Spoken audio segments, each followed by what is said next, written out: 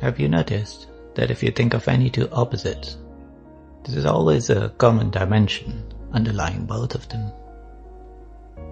For example, if you think of near and far, that underlying dimension is space. If you think of hot and cold, then there's temperature. And if you think of sadness and happiness, they're also on a spectrum. You may be feeling sad, but if you feel less sad, and lesser, you end up being happy. And vice versa. If you're less happy and less happy, eventually you end up being sad or depressed. So the price of joy is the vulnerability of grief. You can't have one without the other. But the mind is built on these beliefs in dualities, in opposites, which it holds on to very strongly. Some of them are just immovable, like the duality of life and death, existence and inexistence, something and nothing. These opposites seem like they have no common dimension. But this is not true. In the deepest insights communicated by sages and mystics and poets, you see this common theme that these dualities are not really true, that there is something underlying them. And in modern days, the word being given to these kind of teachings and understanding is called non-duality. Not two, not even one. So we ended our last video with a quote from the Zen master Dogen Zenji. A stone woman gives birth to a child at night. And there is a context to it, which we covered in the previous video, on green mountains walking. You might want to watch that first. But that context is around consciousness. What it is like to be conscious. It is like being a mountain, remaining perfectly still as everything moves by, and you observe it simply because of this quality of you-ness, this quality of being conscious. But the question remains, where did this consciousness come from? Because it does have a start. At the beginning of every life, consciousness emerges. And this will go against many spiritual teachings and so on that are being spread around these days. But that is becoming enamored with consciousness, the state where there is experience, and is ignoring the other side, the nothing, the lack of experience. The stone woman that gave birth to this child. In the words of another sage, Nisargadatta, who has had the most impact on my understanding non-duality, he calls consciousness the child of a barren woman, which is quite similar to what Dogen said. The child of a barren woman. There are two ways to look at it. One is that the child must be imaginary, unreal. But you can't quite say that about consciousness. You can't deny that it is here. So it is unreal in the sense that it is dreamlike. It's not the permanent state of reality. It emerges, and everything in it emerges with it as a dream.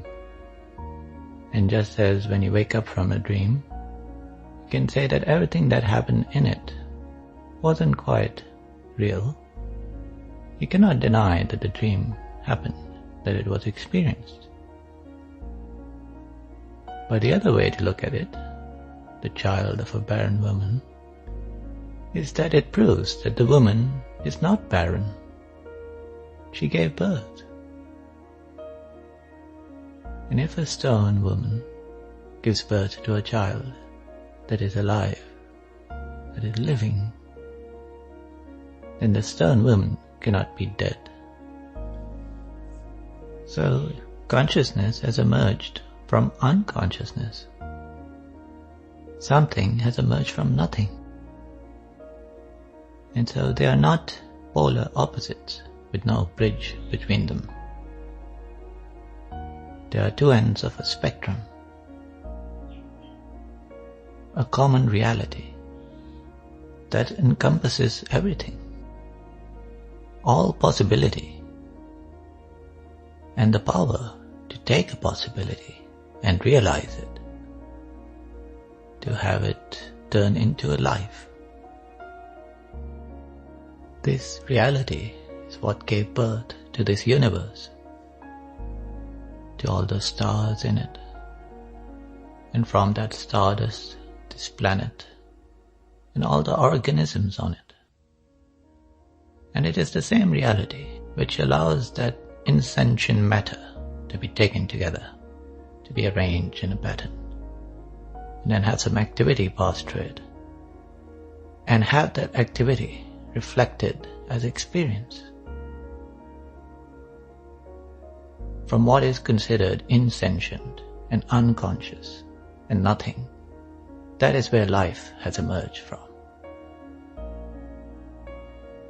And most minds, they just draw a blank to this nothing, turn away from it. Because how do you contemplate what is unknowable and unobservable?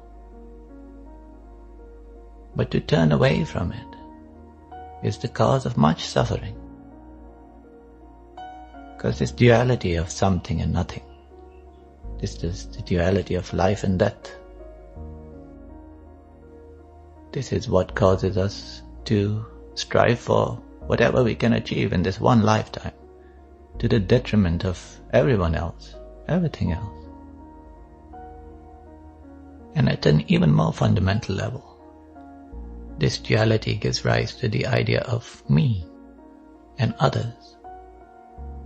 The idea that there are these entities, these sentient entities, which exist in their own right, separate to everything else,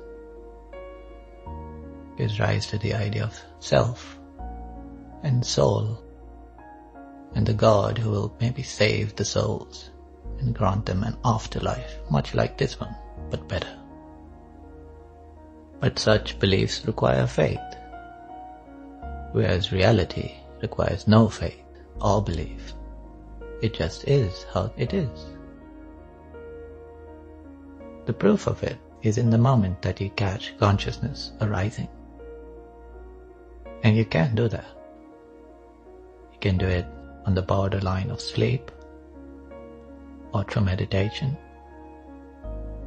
There's a moment where experience reappears from a state where there is no experience, no sense of time or space, nothing, just nothing. And that is where experience begins. So what is called insentient or unconscious and nothing is where life begins. And as it begins, you know that nothing, not by observing it, but by being it. There's nothing there that can be called me, a sentient entity. I am the nothing, but that nothing is brilliant. It's amazing. It's the very basis of everything. This is the realization where all opposites converge into a whole. The realization of the non-dual nature of reality. And to arrive at it, you need only focus your attention on the sense of existence, the sense that I am. And watch how it is at the very core of all your experiences of this entire life. And as your attention focuses on this fact of being, it will carry on as you go to sleep or you meditate, and you'll catch the moment where this I am emerges. That is the most beautiful moment of creation, the only moment of creation. The rest is just transformation, an expression of this very same ingredient, this existence that emerges from nothing.